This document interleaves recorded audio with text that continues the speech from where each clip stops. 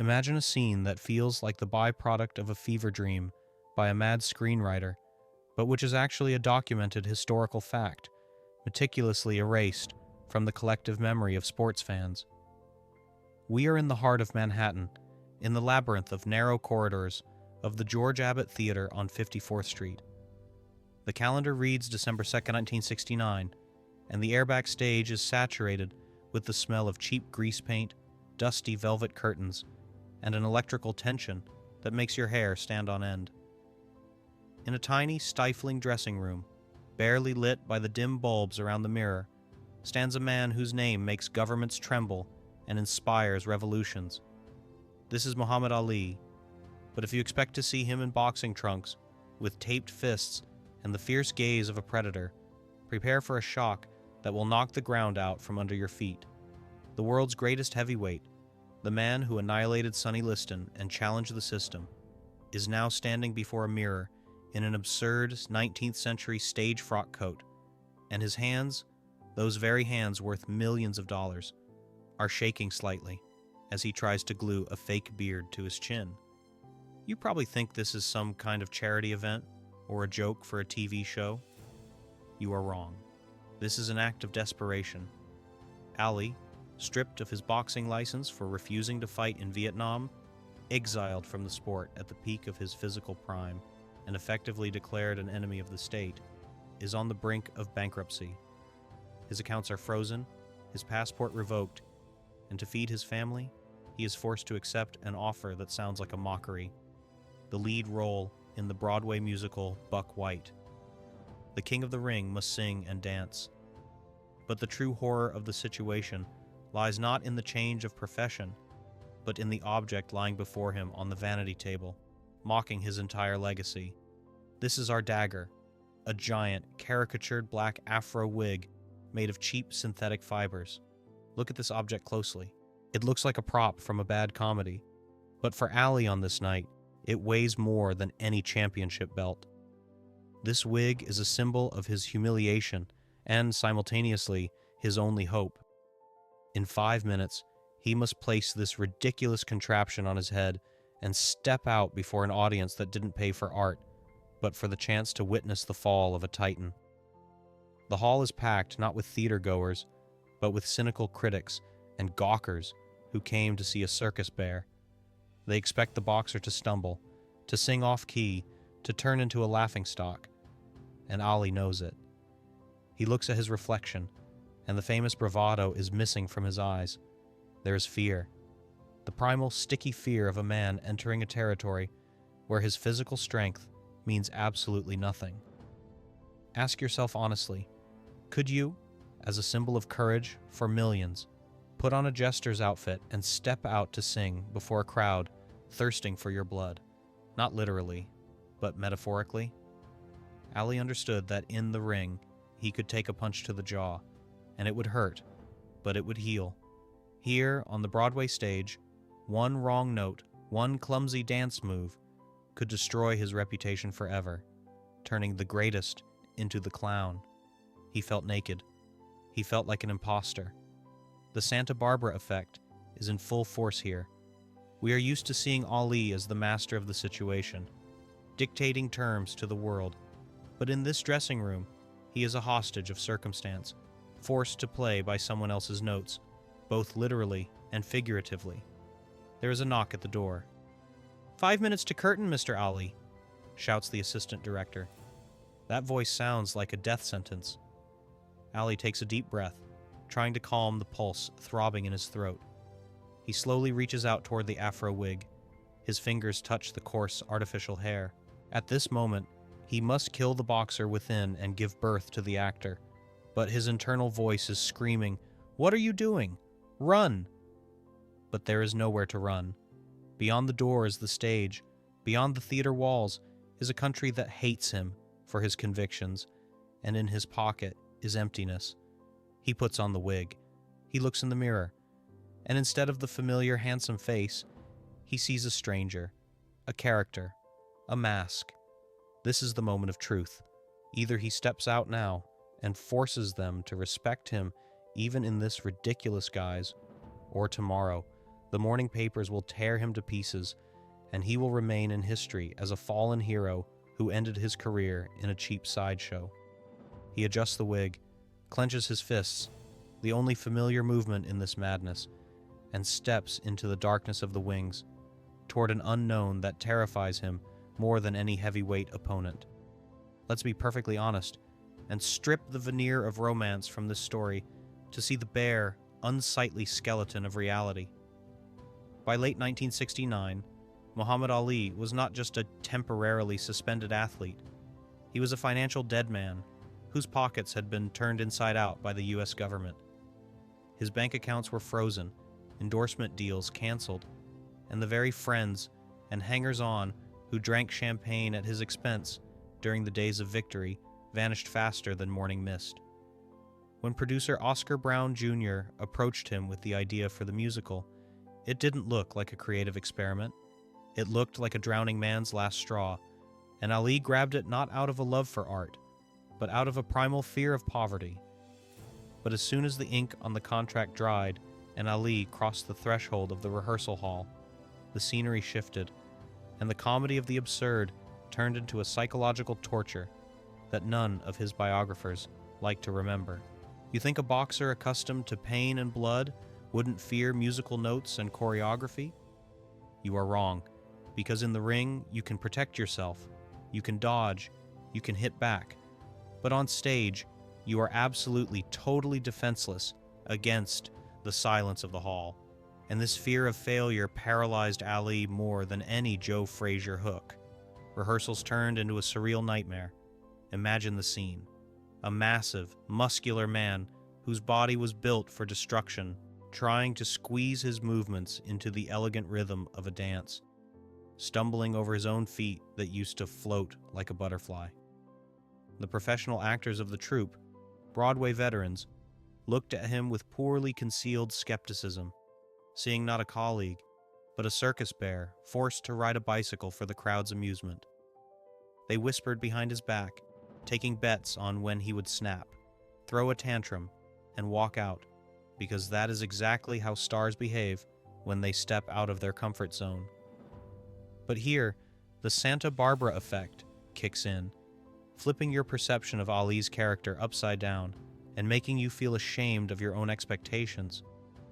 Instead of playing the star, instead of demanding special treatment or the cutting of difficult scenes, Muhammad Ali did something unthinkable.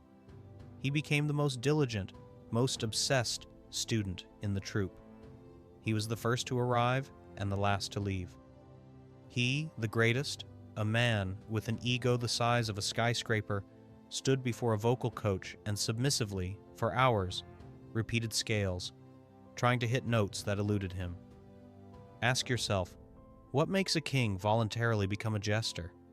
Is it just the money? No. Ali realized the stage was the only place where he could still be heard. They had taken his ring, but they hadn't taken his voice, and he decided to use this musical as a pulpit, turning cheap entertainment into a political manifesto. He studied the role of Buck White, the charismatic leader of the Black Panthers, as if his life depended on it, because in a sense, it did. He was playing himself, just in a different setting, but the tension built with every day.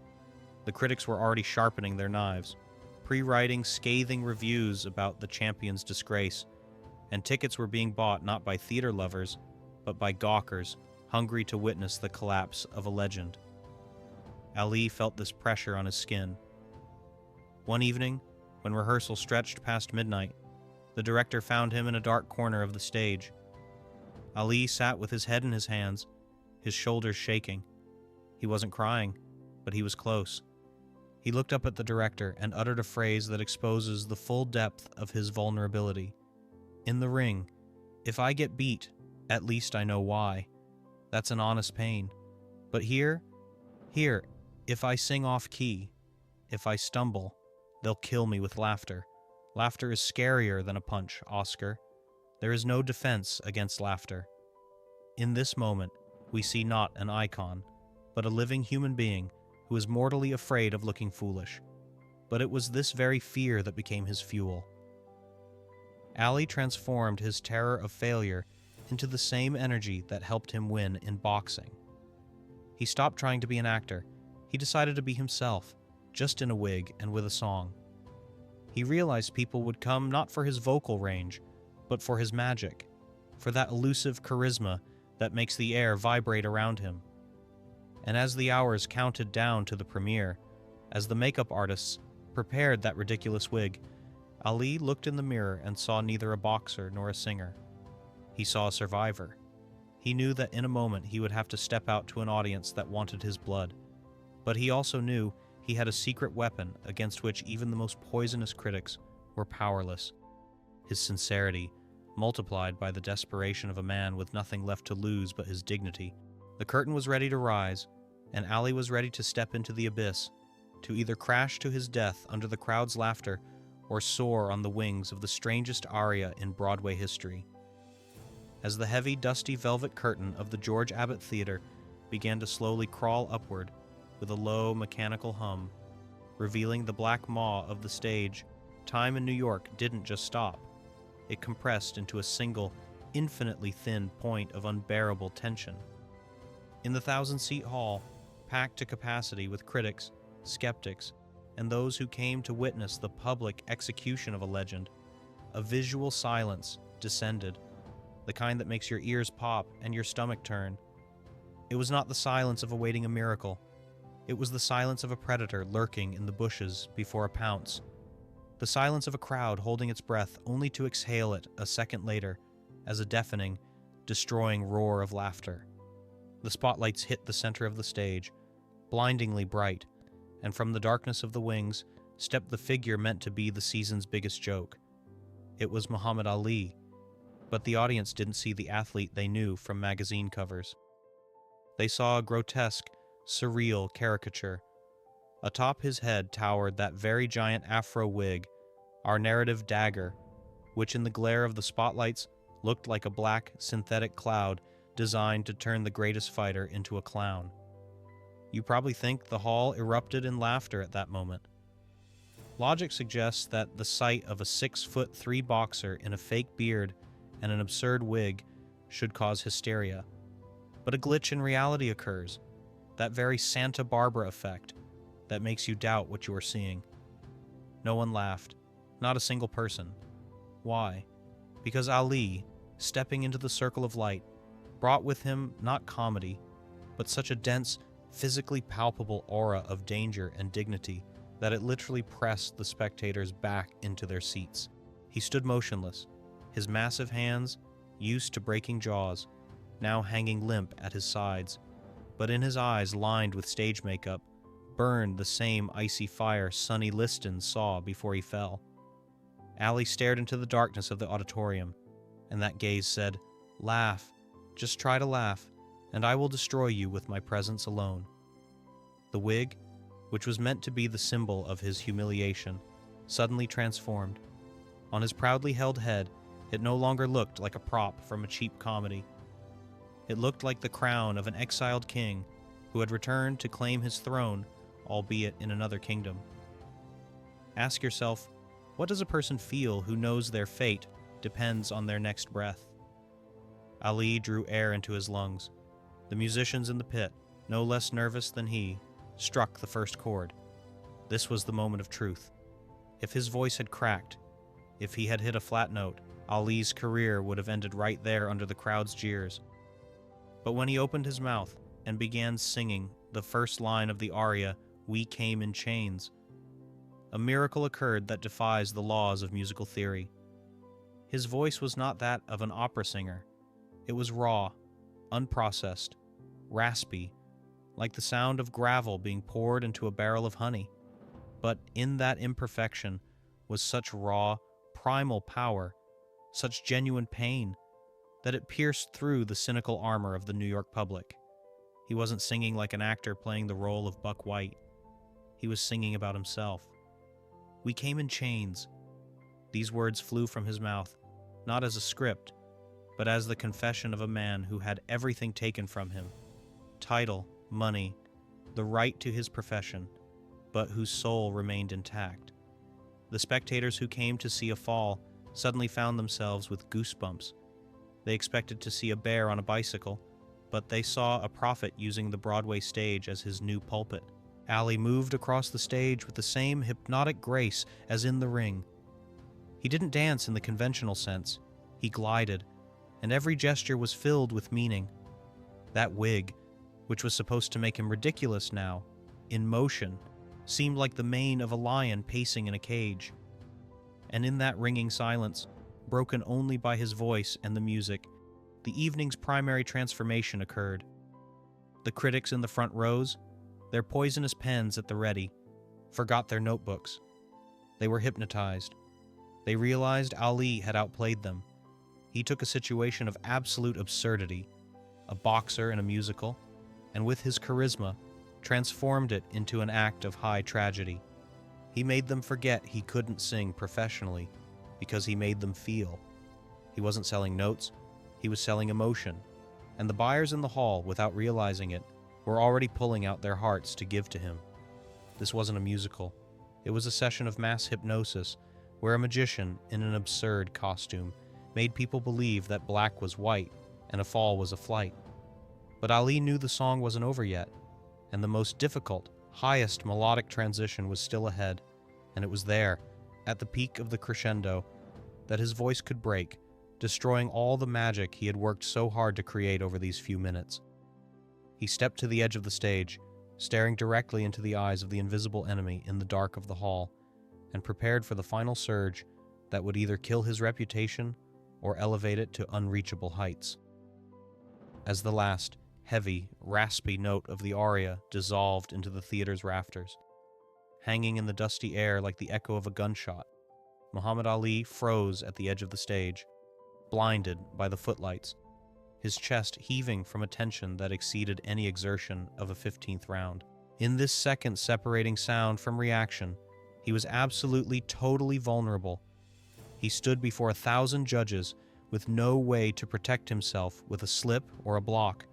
And in his head, throbbing with adrenaline, a single thought pounded. Now, they will laugh. He waited for the boos. He waited for the rotten tomatoes. He waited for that very sound that would destroy his legend, the sound of pity for a fallen giant. But instead, something happened that violated the laws of human cynicism and forced time in New York to run backward. First, there was one clap, solitary, dry, hesitant. Then a second.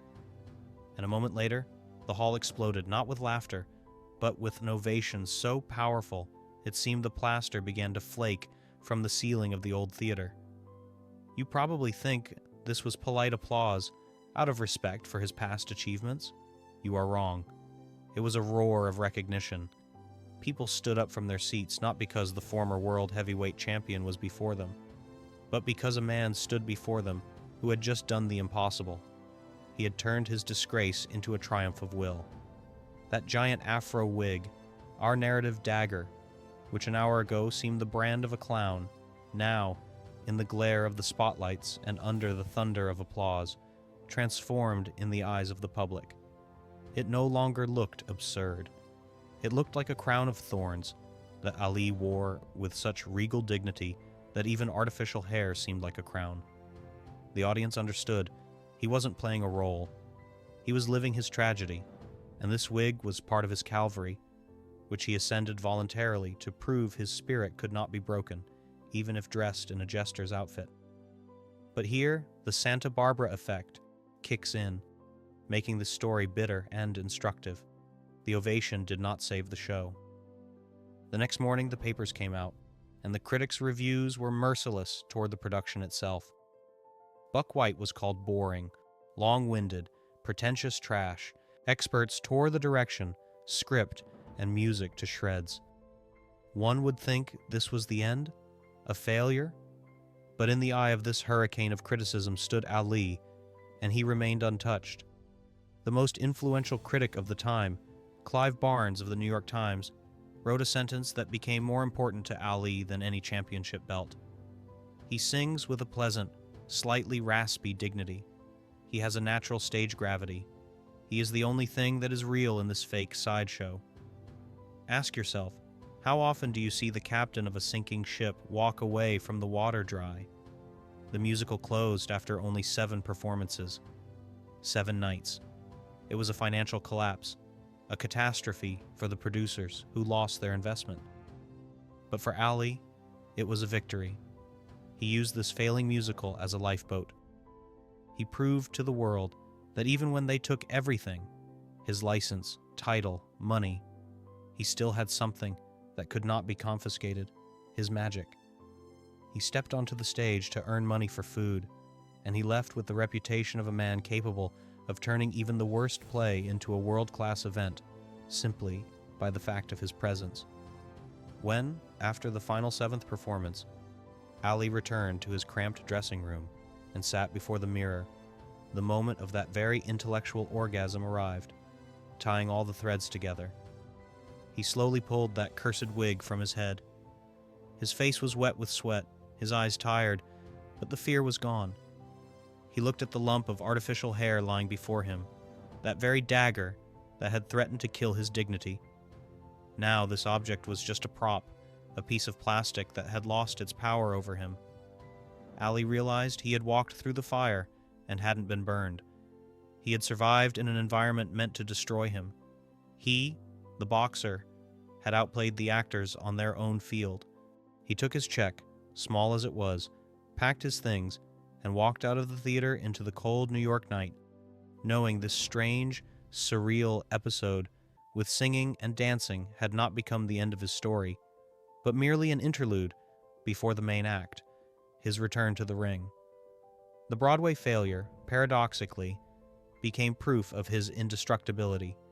If he could survive in a wig and with a microphone, he could certainly survive in gloves against anyone who dared challenge him when the system finally returned his right to fight. Today, when we flip through the pages of Muhammad Ali's biography, this strange, surreal episode with the Broadway musical seems like something of a hallucination, a glitch in the matrix of a great sporting history that biographers try to skip to get back to the heroic battles with Frazier and Foreman. 7 nights, 7 stage entrances in an absurd wig, and then silence, oblivion, the dust of archives. You probably think Ali himself wanted to erase this disgrace from his memory, burn the posters, and never remember how he sang about chains before a half-empty hall? That would be a logical reaction for a wounded ego. But here, in the finale of our drama, the last and most powerful Santa Barbara effect kicks in, forcing us to rethink the nature of greatness. Ali was not ashamed. Moreover, years later, he spoke of this experience with the same pride he felt for his knockouts, because he understood what eluded most critics. Buck White was not a failure. It was a training camp for his spirit, the hardest sparring match of his life, where the opponent was not another boxer, but his own fear of appearing ridiculous. Remember that giant Afro wig, our dagger, which we left lying on the vanity in the dressing room. In historical perspective, this piece of cheap synthetics transforms from a clown's prop into a symbol of absolute, almost terrifying invulnerability. Ask yourself, what makes a hero a hero? The ability to win when all conditions are on your side, or the ability to maintain a regal posture when wearing a jester's cap? Ali proved his charisma didn't depend on boxing trunks or a championship belt. He proved he could take the worst script, the most failing production, the most absurd costume, and still make 1,000 people stand and applaud. The musical closed. Investors lost money, but Ali walked out of that burning building without even being singed, taking with him not checks, but the certainty that he was something more than just a pair of fast hands. This short Broadway episode became a bridge over the abyss. During the years when the system tried to erase his name, when he was deprived of the opportunity to earn a living with what he did best, the stage gave him a voice. It allowed him to remain in the spotlight. It didn't let the world forget him. If he had hidden, if he had stayed home and pitied himself, perhaps the legend would have faded. But he chose to be visible, even if that visibility was grotesque. He used Broadway as a pulpit to shout about his freedom, and that shout was heard. When the Supreme Court finally returned his license in 1970, the man who returned to the ring was not just a boxer hungry for a fight. An artist returned who had undergone a baptism by the stage fire. A man who knew how to manage a crowd not just with punches, but with pauses, gestures, and stares. The showman born in the George Abbott Theater would later stage the greatest spectacles in sporting history in Zaire and Manila. And now, when the curtain has finally fallen and Ali has passed into eternity, leaving us recordings of his fights and a single rare recording of his singing, I want to ask you a question that will define your attitude toward the boundaries of human dignity.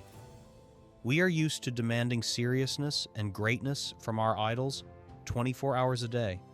But look at Ali in that wig. Who was he to you at that moment? Was he a fallen king who, out of desperation and need, accepted a humiliating role, selling his greatness for a handful of dollars and cheap applause? Or was he a genius of courage, a man so great he wasn't afraid to be ridiculous? Who showed us that true strength is the ability to try new things and risk your face even when the whole world expects your failure? Whose side are you on in this evaluation? Do you see in this episode a stain on his reputation or a diamond in the crown of his humanity? Write one word in the comments: humiliation or courage. I'll be waiting for your answers, because within them lies the key to whether we are ready to accept our heroes as they are, living, making mistakes, singing off key, but always sincere, or whether we only need bronze monuments that never step off their pedestal to dance a tap dance.